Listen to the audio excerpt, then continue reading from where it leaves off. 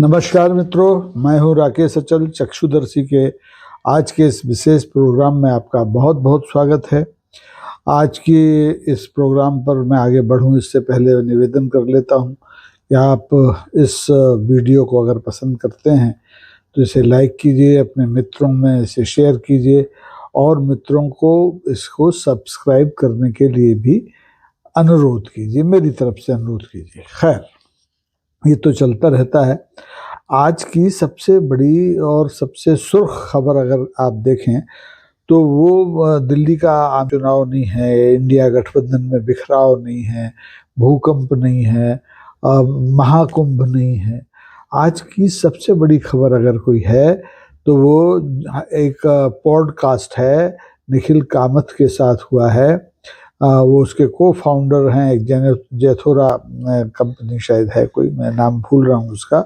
खैर, तो उस पॉडकास्ट में, पहले पॉडकास्ट में निखिल कामत के साथ हमारे देश के जो प्रधानमंत्री हैं माननीय नरेंद्र दामोदर दास मोदी जी, उन्होंने पहली बार क्षमा कीजिए, उन्होंने पहली बार ये कहा है सार्वजनिक रूप से कि वो कोई अवतार पुरुष नहीं है, वो मनुष्य हैं, साधारण मनुष्य हैं और मनुष्यों से गलतियां हो जाती हैं। ये बड़ी बात है, ये विनम्रता की भी बात है। आदमी जब ऊंचे कद पर पहुंचता है, विश्व गुरु बनने की कवायद में शामिल होता है, कोशिश करता है, और जब वो ऐसी बात करे तो निश्चित रूप से अच्छा लगता है। सुनने वालों को भी अच्छा लगता है, देखने वालों को भी अच्छा लगता है, क्योंकि पिछले 10 साल से मतलब 2014 के आम चुनाव के बाद से, जब से मोदी जी ने प्रचंड बहुमत के साथ पहली बार सरकार बनाई थी 2014 में, फिर 2019 में भी बनाई, थोड़ा कम ताकत हुई लेकिन बनाई, अच्छी बनाई, और 2024 का जो अभी आम चुनाव हुआ था उसमें भी माननीय मोदी जी ले दे के बैसाखियां लगा के सत्ता में आए, यानी तीसरी बार आप देश के प्रधानमंत्री बने। और मोदी जी की इस अपार लोकप्रियता को देखते हुए उनकी पार्टी के बहुत से छोटे बड़े वार्ड स्तर से लेकर के राष्ट्र स्तर तक के नेताओं ने उन्हें अवतार पुरुष कहा। किसी ने उन्हें कहा शिव का अवतार बताया, किसी ने उन्हें विष्णु का अवतार बताया, किसी ने उन्हें ब्रह्मा का अवतार बताया। यानी कोई उन्हें अवतार से नीचे मानने के लिए कम ही नहीं था। कारण ये था कि एक जुमला चल पड़ा था कि मोदी जी हैं तो मुमकिन है, मोदी जी हैं तो मुमकिन है, और बहुत सी चीज़ों में मोदी जी थे तो मुमकिन हुआ। नोटबंदी मुमकिन नहीं थी लेकिन मोदी जी ने करके दिखाई। मोदी जी के कार्यकाल में बहुत सी चीज़ें ऐसी हुई जो मुमकिन नहीं थी, लेकिन वो लगातार उनको अवतार पुरुष के रूप में ही स्थापित करने की कोशिश उनकी पार्टी के द्वारा की गई और उनके सहयोगियों के द्वारा की गई, उनके सहयोगी संगठनों के द्वारा की गई।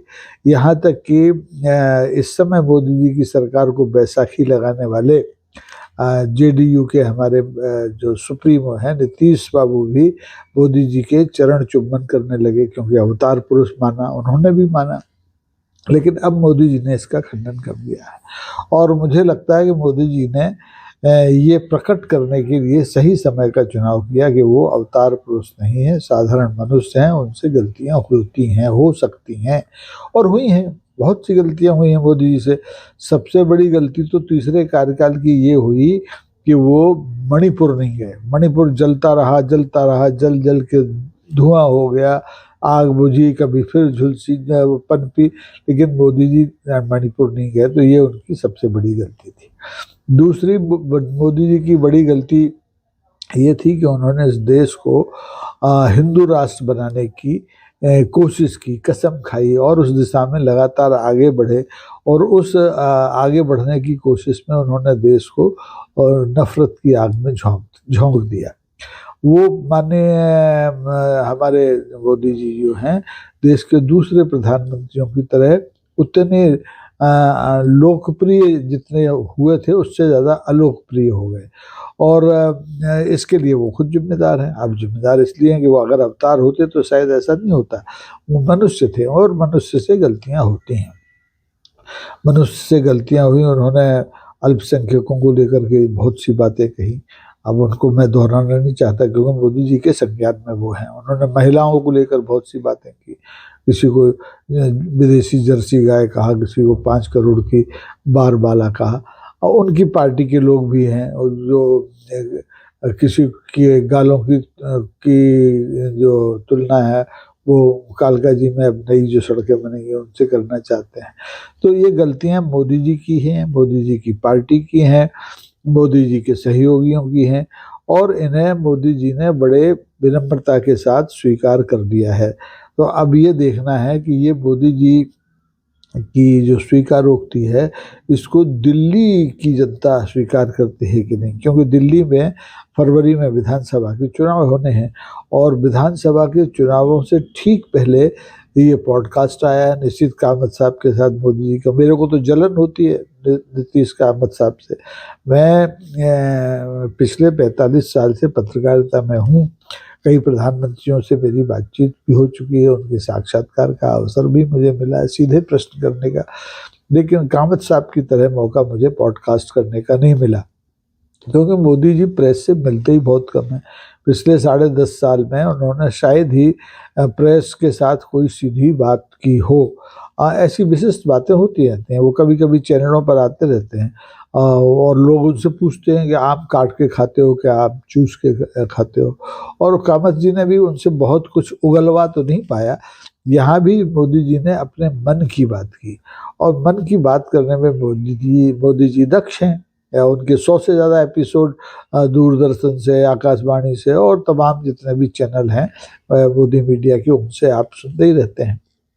तो मोदी जी ने यहाँ भी नीतीश कामत को गच्चा दिया और अपने मन की बात कही, और उनके मन की बात ये थी, ये उनका आत्मबोध था या उनकी आत्मग्लानि थी, ये वो ही जाने, लेकिन उन्होंने मान लिया कि वो मनुष्य हैं, देवता नहीं है। देवता होना इतना आसान नहीं है।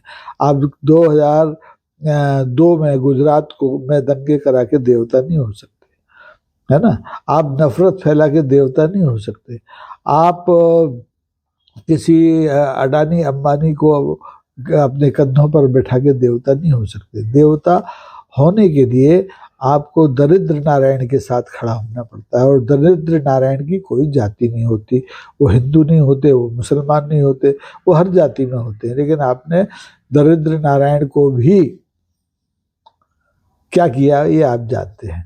इस देश के 85 करोड़ दरिद्र नारायण बेचारे 5 किलो अनाज पर जिंदा है पिछले 3 साल से, और अभी उन्हें ये आश्वस्ति दी गई है सरकार की ओर से कि 2028 तक वो बेफिक्र हैं, उन्हें 5 किलो अन्न मिलता रहेगा, क्योंकि 2029 में फिर आम चुनाव हैं। तो ये जो निवेश है, अन्न का निवेश है, 5 किलो अन्न का निवेश है 85 करोड़ लोगों के बीच में, इसकी वसूली का समय 2029 होगा। तो ये गलती है या रणनीति है ये मोदी जी जानते हैं, लेकिन मोदी जी की बातों पर मुझे अब भरोसा इसलिए होने लगा है कि उन्होंने मान लिया है कि वो अवतार नहीं है। अवतारों की बातें अलग होती हैं, मनुष्यों की बातें अलग होती हैं। मनुष्य गलती करता है, मनुष्य गलतियों से का पुतला कहा जाता है, लेकिन मनुष्य अपनी गलतियों का एहसास कर ले, उसे सुधार ले, उसके लिए क्षमा मांग ले तो बात बनती है। लेकिन मोदी जी तो मोदी जी हैं। अब जैसे किसानों का आंदोलन है, ये इससे जूझने में मोदी जी ने जिस तरह की रणनीति अपनाई वो उनकी बहुत बड़ी गलती थी, और इस गलती को मोदी जी स्वीकार करने के लिए तैयार नहीं है। हालांकि इस किसान आंदोलन के मौजूदा चक्र में भी 2 किसान अपनी जान गंवा चुके हैं, और किसानों के जो नेता हैं डल्लीवाल साहब, वो मरणासन हैं, वो अनशन पर हैं। 40, 42, 45 दिन हो चुके हैं, लेकिन मोदी जी इतने विनम्र होकर भी डल्लीवाल साहब से मिलने नहीं जा रहे। न जाएं, उनकी गरिमा के खिलाफ हो सकता है, भाई फोन कर लें। वो अपने एक सांसद से जो धक्का मुक्की में घायल हो गया था संसद में और अस्पताल पहुंच गया था मरहम पट्टी कराने, उससे मोबाइल पर बात कर सकते हैं, लेकिन डल्लीवाल साहब से नहीं कर सकते।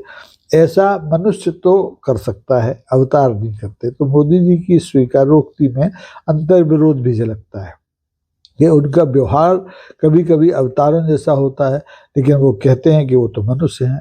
अगर मनुष्य हैं तो डल्लीवाल साहब से भैया जाके बात नहीं कर सकते, मोबाइल पे बात कर लो। ठीक है ना। आजकल तो मोबाइल पे वीडियो कॉन्फ्रेंसिंग भी हो जाती है, डल्लीवाल साहब भी खुश हो जाएंगे, डल्लीवाल साहब अपने मन की बात मोदी जी तक पहुंचा सकेंगे। लेकिन मोदी जी हैं कि मानते नहीं, और मोदी जी इसलिए नहीं मानते कि उनके लोग उन्हें अभी भी अवतार मानते हैं, और राजनीति में अवतार पुरुष बहुत कम हो पाए हैं। मुझे तो मेरी याददाश्त में आज़ाद भारत में और आज़ाद भारत के पहले राजनीति में अवतार पुरुष कोई लगता है तो अकेले महात्मा गांधी, मोहनदास करमचंद गांधी लगते हैं।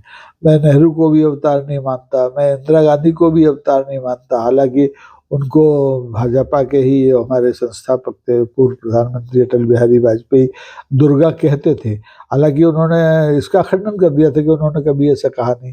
अब कहा हो तो उस समय तो कोई ऐसी रिकॉर्डिंग आज की तरह होती नहीं थी, वीडियो रिकॉर्डिंग, तो वो बात आएगी। लेकिन मैं किसी को अवतार नहीं मानता, मैं लोगों को पुरुष मानता हूँ, महापुरुष मानता हूँ, विद्वान मानता हूँ, उद्भट विद्वान मानता हूँ। और मोदी जी को भी मैं एक महानायक भारतीय जनता पार्टी का मानता हूँ। देश का महानायक मैं नहीं मानता, इसलिए नहीं मानता कि उन्होंने जिस ढंग से सबका साथ सबका विकास करने का भरोसा इस देश को दिलाया था, वो उस कसौटी पर खड़े नहीं होते। उन्होंने सबका विकास नहीं किया, उन्होंने जिसका विकास किया वो आप देख रहे हैं। देश में नफरत का विकास हुआ है, देश में एक नव हिंदुत्व का विकास हुआ है। अब इसको आप कह सकते हैं कि भाई मोदी जी इस युग के स्वामी विवेकानंद है, उन्होंने हिंदुत्व को बहुत ताकत दी है, हिंदुओं को संगठित किया है।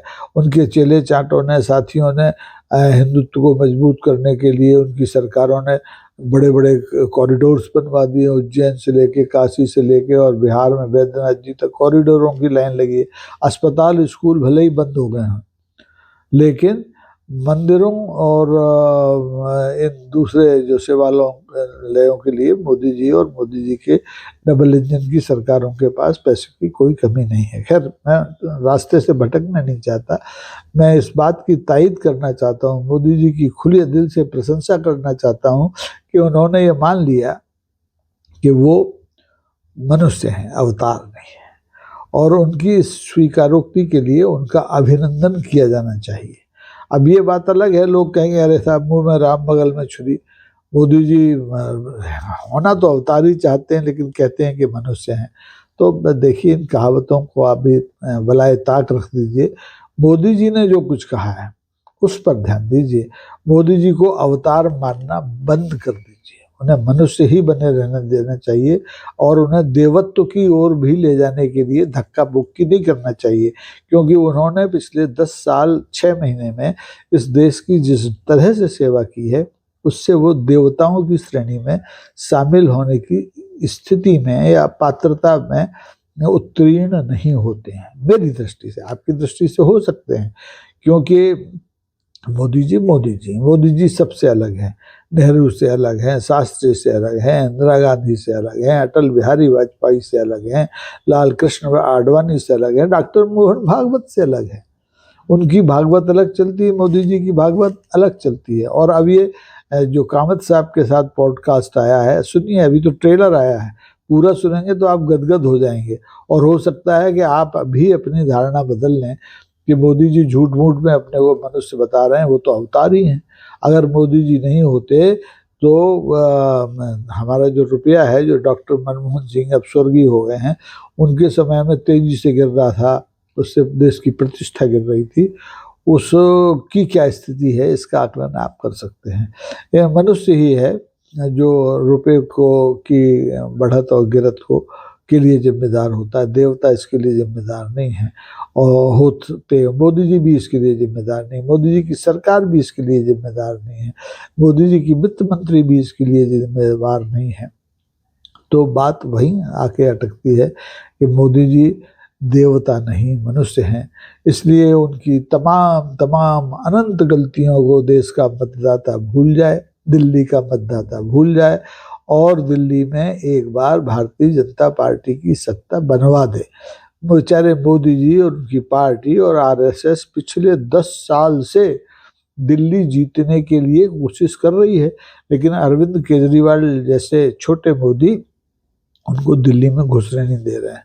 2 चुनाव तो मोदी जी हार चुके हैं, मोदी जी के नेतृत्व में हारा गया है दोनों विधानसभा चुनाव। अब तीसरा चुनाव देखना है कि मोदी जी की स्वीकारोक्ति के बाद कि वो मनुष्य हैं, मोदी जी की पार्टी ये चुनाव जीत पाती है या नहीं जीत पाती है।